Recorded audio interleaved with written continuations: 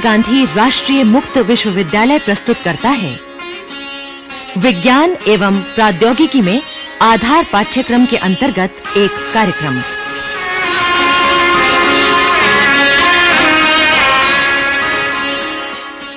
Course code FST 1 खंड 4 इकाई 16। लीजिए सुनिए एक कार्यक्रम बढ़ती हुई जनसंख्या, समस्या और समाधान।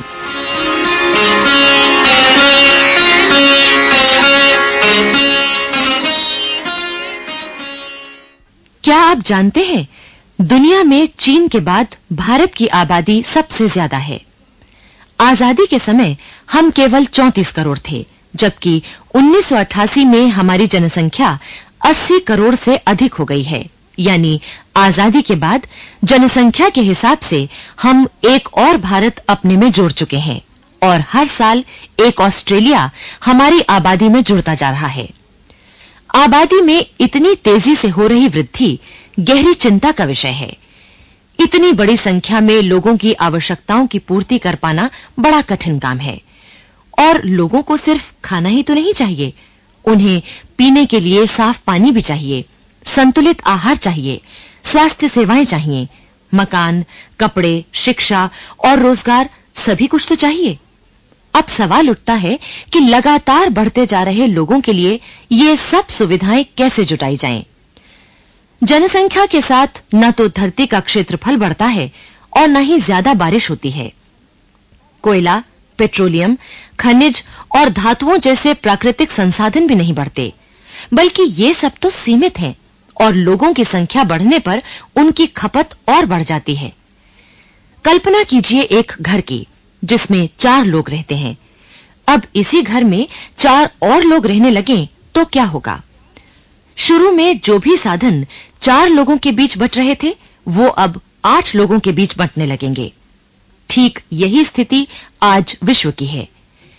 अब प्रश्न उठता है कि यह स्थिति आई कैसे? गलती कहां पर हुई और अब हमें क्या करना चाहिए? ये प्रश्न हमने योजना आयोग के सदस्य प्रोफेसर PN श्रीवास्तव, राष्ट्रीय स्वास्थ्य एवं परिवार कल्याण संस्थान के निदेशक प्रोफेसर JP गुप्ता तथा भारतीय परिवार नियोजन संघ की नई दिल्ली शाखा के जनसंख्या शिक्षा अधिकारी डॉक्टर ज्ञानेंद्र कुमार से पूछे। आइए सबसे पहले हम ये देखें कि आबादी बढ़ने की वजह क्या है। इस बारे में प्रोफेसर श्रीवास्तव ने बताया, एक तो गरीबी है। जब आदमी गरीब होता है तो उस वक्त किसी चीज की और नहीं जरूरत नहीं होती। ये होती है कि जितने ज्यादा बच्चे होते हैं, एक बच्चा और पैदा होगा, 2 हाथ और भी पैदा होंगे।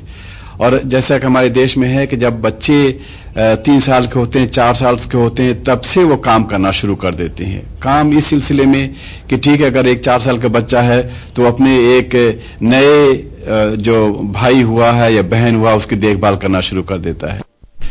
थोड़ी सी उसकी उम्र और बढ़ती है तो वो बाहर के काम में जो है, जैसे लकड़ी कलेक्ट करना होता है, इकट्ठा करने होते खाना बनाने की, या उसके जो माँ बाप होते हैं खेत में काम कर रहे हैं उनको खाना पहुंचाना, पानी इकट्ठा करना, छोटी मोटी जो काम होते हैं वो काम करना शुरू कर देते हैं। तो ये लोग होता है कि ठीक है, अगर एक बच्चा पैदा होता है तो उसके 2 हाथ भी होते हैं और उनकी जो लिविंग स्टैंडर्ड इतना नीचे होता है कि भी ठीक है, कितना ज्यादा होगा, उसको 2 रोटी ही तो चाहिए और सारी चीजें होती। इसलिए जो है, जितना गरीब आदमी होता है उसकी इसकी फिक्र नहीं होती कि भाई इस बच्चे को हम कैसे पालेंगे, कैसे पढ़ाएंगे, कैसे लिखाएंगे, उसकी फिक्र नहीं होती। गरीबी और निरक्षरता के अलावा महामारियों की रोकथाम के कारण भी जनसंख्या वृद्धि हुई है।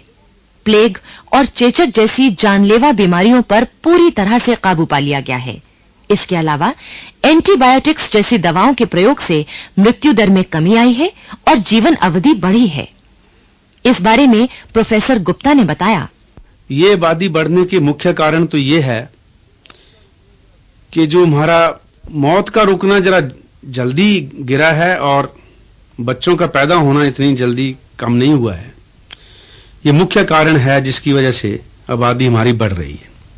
इन सब के अलावा हमारे सोचने का तरीका और सामाजिक परंपराएं भी काफी हद तक जनसंख्या वृद्धि के लिए जिम्मेदार हैं।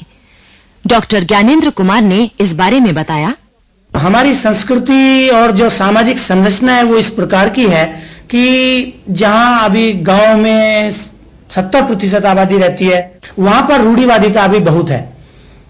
सबसे पहला हम फैक्टर ले सकते हैं पुत्र प्राथमिकता।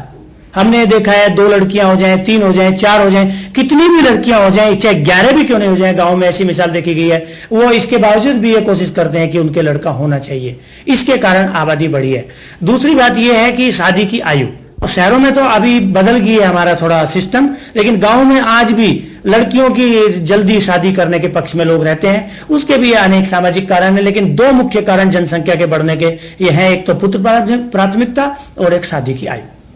इसी बात को आगे विस्तार देते हुए प्रोफेसर श्रीवास्तव ने कहा, सब लोग सोचते हैं कि अगर लड़का पैदा होता है तो हमारे बुढ़ापे में हमारा देखभाल कर पाएगा, और यह है कि ठीक है अगर एक लड़का है तो शायद थोड़ी सी जो है गैम्बल होता है, थोड़ा सा जो है कि वो देखभाल करेगा नहीं करेगा। तो अगर 2 बच्चे हैं, 3 लड़का है, 4 लड़के हैं, तो सोचते हैं कि ठीक अगर एक हमारी देखभाल नहीं करेगा तो दूसरा देखभाल करेगा, दूसरा नहीं तो तीसरा देखभाल करेगा। तो इसलिए जो है ज्यादा बच्चों की ख्वाहिश होती है। दूसरी चीज यह है कि ये भी तय नहीं है कि जो बच्चे पैदा हो रहे हैं वो जिंदा रहेंगे। तो जब तक ये कॉन्फिडेंस नहीं आएगी कि जो बच्चे पैदा होंगे वो जिंदा रहेंगे, तो आदमी सोचता है कि भाई ज्यादा बच्चे रहेंगे तो कम से कम उसमें से कुछ मर भी जाते हैं तो कुछ न कुछ बचेंगे जो कि उनके बुढ़ापे के सहारा हो पाएंगे। इस तरह हमने जाना कि आबादी बढ़ने के प्रमुख कारण हैं आर्थिक पिछड़ापन, अशिक्षा, सामाजिक सांस्कृतिक परंपराएं और विचारधारा तथा जन्म और मृत्यु दरों के बीच का अंतर। जनसंख्या वृद्धि केवल भारत में ही हो रही हो ऐसा नहीं है, ये तो विश्वव्यापी समस्या है। यदि हम इतिहास पर नजर डालें तो पता चलता है कि ईसवी सन 1 में पूरी दुनिया की जनसंख्या कुल 25 करोड़ थी। 1650 वर्ष बाद ये दुगनी अर्थात 50 करोड़ हो गई, लेकिन इसके बाद इसे दुगना होने में सिर्फ 200 वर्ष ही लगे, फिर 80 वर्ष और उसके बाद केवल 45 वर्ष। परंतु अब तो अनुमान है कि अगले 30-35 वर्षों में ही विश्व की जनसंख्या दुगनी हो जाएगी। लेकिन बढ़ती आबादी के दुष्परिणाम विशेष रूप से विकासशील देशों में दिखाई देंगे, क्योंकि विकासशील देशों में जनसंख्या की समस्या पहले ही विकट है। खुद हमारे देश की आबादी 80 करोड़ से अधिक है। ये एक चिंता का विषय है, क्योंकि हमारे यहां प्रति वर्ग किलोमीटर भूमि पर 256 लोग रहते हैं, जबकि विश्व के सबसे अधिक जनसंख्या वाले देश चीन में प्रति वर्ग किलोमीटर भूमि पर 120 लोग रहते हैं, यानी उनकी प्रति वर्ग किलोमीटर आबादी हमसे आधे से भी कम है। बढ़ती हुई जनसंख्या से अनेक समस्याएं उत्पन्न हुई हैं और इसका असर प्राकृतिक संसाधनों पर भी पड़ा है। अधिक लोग होंगे तो प्राकृतिक संसाधनों की जरूरत ज्यादा होगी। ये संसाधन जितनी तेजी से खर्च होते हैं उतनी तेजी से उनकी कमी को पूरा नहीं किया जा सकता। इससे एक असंतुलित स्थिति उत्पन्न हो जाती है। इस असंतुलन के फलस्वरूप पर्यावरण से जुड़ी हुई कई समस्याएं उठ खड़ी होती हैं। प्रोफेसर श्रीवास्तव ने बताया, देखिए पॉपुलेशन बढ़ती है तो एनवायरनमेंट तो उसका असर होगा, इसलिए कि अगर पॉपुलेशन बढ़ती है तो उसके डिमांड्स बढ़ते हैं, हमें पावर की ज्यादा जरूरत पड़ती है। लेकिन ये सिर्फ पॉपुलेशन बढ़ने की वजह से नहीं है।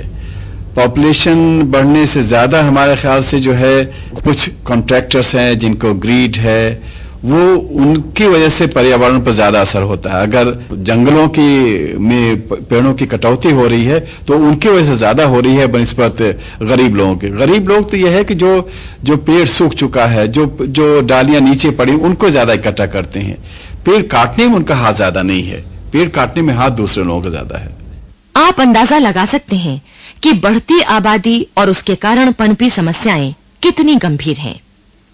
अब सवाल उठता है कि इस बढ़ती जनसंख्या को नियंत्रित करने के लिए क्या करना होगा।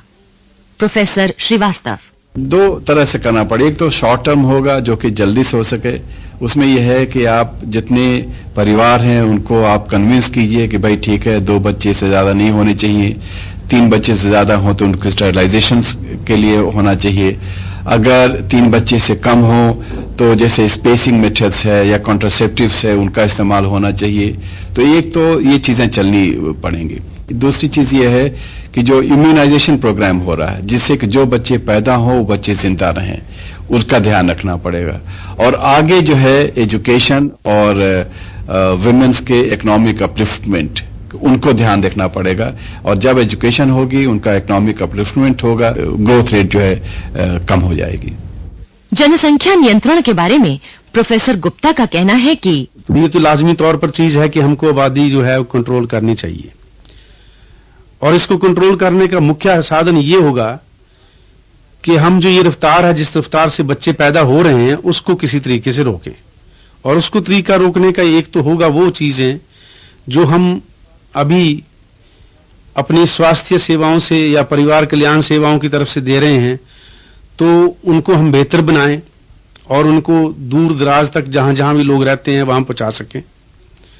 लेकिन इससे भी ज्यादा जरूरी चीजें वो हैं कि जो औरतें हैं वो पढ़े लिखें, जो शादी की उम्र है वो ऊपर बढ़े, ताकि जितनी भी देर हो जाए उतने बच्चे कम पैदा होंगे। औरतों का दर्जा सोसाइटी में बढ़े, औरतों को नौकरियां ज्यादा मिलें, और बच्चों का जो नौकरी करना है वो भी किसी हद तक रोका जाए। और ये सब चीजों को मिलाकर के जब हम जोर देंगे तभी ये काम हो पाएगा। जनसंख्या शिक्षा के महत्व के बारे में बताते हुए उन्होंने आगे कहा, हमारा अपना ख्याल ये है कि जब भी हम घर बनाते हैं तो ये जरूरी चीज है उसमें कि ये देखा जाए कि जो उसकी फाउंडेशन है वो बड़ी मजबूत हो। अगर हमें फाउंडेशन मजबूत करनी है तो लाजमी तौर पर चीज ये है कि जो बच्चे स्कूल जाने वाले हैं वो स्कूल जाएं, और स्कूल में जाकर के हमें ये देखना पड़ेगा कि उनको स्कूल में शिक्षा के अलावा जो स्वास्थ्य के बारे में शिक्षा है या ये आबादी के बारे में शिक्षा है वो जरूरी चीज दी जाए।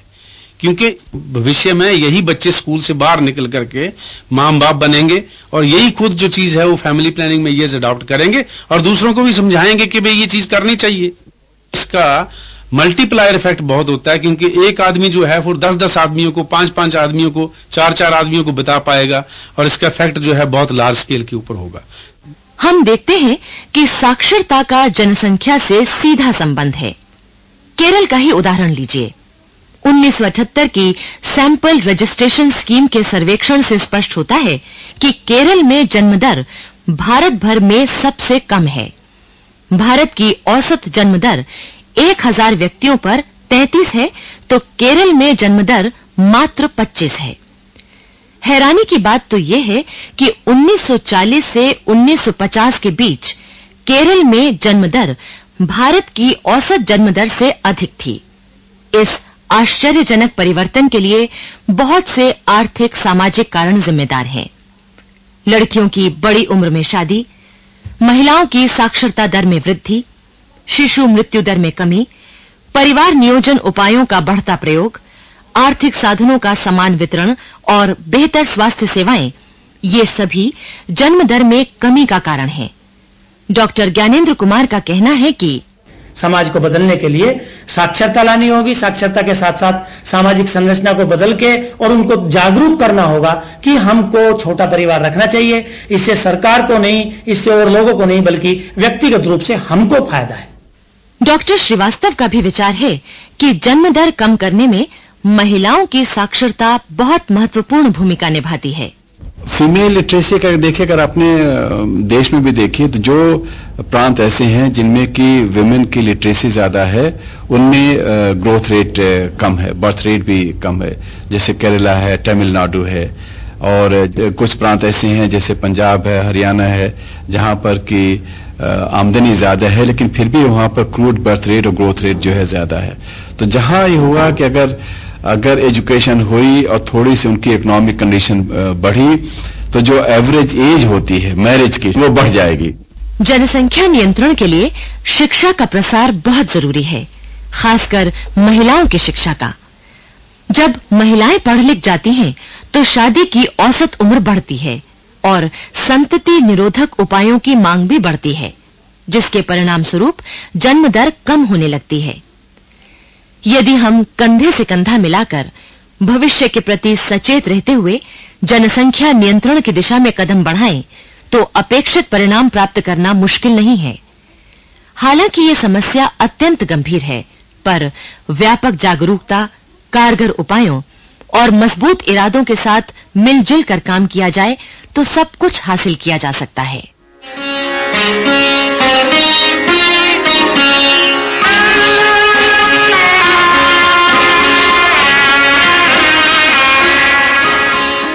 बढ़ती हुई जनसंख्या, समस्या और समाधान। अभी आपने ये कार्यक्रम सुना। आलेख था श्रीमती मधु बी जोशी का तथा वाचिका थी सुचित्रा गुप्ता। विषय संयोजक थी डॉक्टर जसवंत सोखी, प्रस्तुतिकरण सहायक विनोद गुप्ता और प्रस्तुतकर्ता ओम प्रकाश देवल।